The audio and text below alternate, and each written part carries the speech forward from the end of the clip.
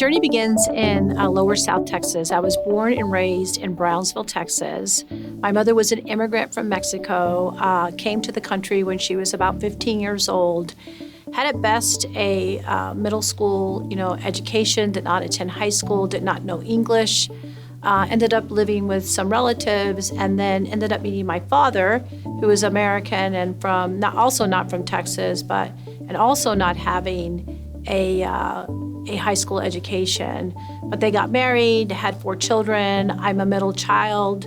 I am named after my mother, Alicia Ramirez, who was actually named after Alice in Wonderland, or Alicia en el País de Maravilla. So I've always felt like I've got a little bit of that Alice in Wonderland inside of me. So I had a great opportunity to see my mother really overcome a lot of adversity. She had a real instinct for drive. There was no obstacle that she couldn't overcome, and I believe that a lot of those leadership traits that she possessed, even though, again, she didn't have a formal education, she had the grit in order to be successful, and I really gained those from a very early age. And I have a real important recollection of when I was 8 years old. My mother got the call from one of her cousins in Chicago that said, "Hey, you should come to Chicago because there's some great work available." Some of her nephews and, other siblings were doing migrant work. And so she piled 4 children in a car and drove to Chicago, left me off with one aunt, left my sister off with another aunt, and then took my brothers with her to Indiana. And here we were, there was no question, "Mom, where are you going? What are you doing?" In those days, you just did what your parent asked you to do, and you just dealt with that. And I recall my aunt one day saying, "I'm going to take you guys to see the Sears Tower." At the time, this was the early 70s, the Sears Tower was the tallest building in the world. And keep in mind, I was from Brownsville, Texas, where the tallest building in my city was literally 4 stories. So for an 8-year-old girl who's born in a pretty, small town to be in Chicago, and nonetheless being downtown where all these people are hustling and bustling and going to the tallest city in the world was very impactful for me. But the size of the tower and the actual city was not the thing that impacted me the most. What impacted me was all of a sudden this realization that people go to work in these buildings. These people are wearing suits and they've got briefcases and they all look nice and they're in air conditioning. And I'm like, wow, this is pretty cool. Why doesn't anybody in our family work at the Sears Tower? So I remember coming home and asking my aunt that very question, "Tiana, why doesn't anybody in our family work at the Sears Tower?" And it was one of those things where in those days, children were to be seen, not heard. And it's go along and play, don't worry about it. But the point of that story and that impact for me was I realized that, our family, my uncles, my cousins, etc., they worked in the meat market plants in Chicago. They worked at doing migrant work. They worked doing, more manual jobs.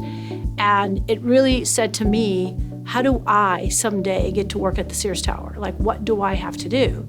And it wasn't at 8 years old, I decided I was gonna, find a job in a bank or anything like that. But it gave me the idea and the inspiration to say, I really need to pay attention to how it is that you get to work at the Sears Tower someday. So fast forward, I was the first one in my family to graduate from college, attend college and graduate from college. And I was excited about the opportunities in front of me and had the opportunity to go work for, at the time, what was Texas Commerce Bank. And I have been with Texas Commerce Bank and actually JP Morgan Chase, because Texas Commerce Bank is a predecessor. And I've been there for 35 years. And I've had a lot of people ask me, "Alice, how in the world have you survived at such a large organization, in fact, the largest organization or bank in the world, all this time?" And I really believe that I have the real ability to be scrappy when I need to. and that every time I got an assignment or an opportunity to work in a specific, area of the bank, I put everything that I could, and more importantly, made it a point to always exceed the expectations that my superiors had for me. But it wasn't all, roses and, fairy tales the entire time within 35 years. Like anybody else, I had setbacks. I had situations where, I didn't think things were fair, or I didn't think that the process was what it needed to be. And I have one specific example that I think was very pivotal for me in my career. So at the time, this was right before the financial crisis of 2008, I was managing a very large territory. I was one of 8 regional managers in the country. And after, all of the significant issues of 2008, I get a phone call from my boss who says, "Alice, as you know, we're in very challenging times. And so we have 8 regional managers today, and we're going down to 4, and you're not one of them." And as you can tell, or how you could probably imagine, all I heard was, "And you're not one of them." And it was very difficult to even hear anything he said after that. But he basically said, "What we'd like you to do instead is run our business banking division in California." And I remember going home that night and really being super disappointed and going through all of those phases of, anger, grief, just disappointment, etc. And my husband did a great job of saying, "Look, let's write down all the things that you're really good at. And then let's write down, what are your biggest concerns about going to California?" And I realized that all of those things that I really performed well in, I could do anywhere. I didn't have to just do in Texas. And secondly, that most likely the thing that was holding me back from going to California was me. Fear, I wasn't going to have the same network, who was I going to lean on, et cetera, et cetera.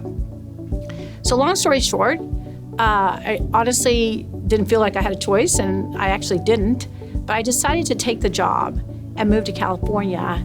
And quite honestly, that was the best decision that I've ever made in my career. Why? Because it took me out of my comfort zone, number one. Number two, I got to learn a whole new, line of business, new people. I really stretched myself in ways that I wouldn't have stretched myself if I had stayed where I was. And I realized that a real important part of anybody's journey is to feel disappointment and sometimes feel failure, because it gives you even more grit to get up and ride that horse again. So as I conclude, where I am in my journey today, I feel like those stories or those opportunities that we have around, resiliency, around growth, around courage, will suit you well as you're coming to every phase. So as I transition into my next phase, because I have publicly said that I am just around the corner from retiring from my current employer, but I'm looking forward to using all the things I've learned to help me write another chapter in my life.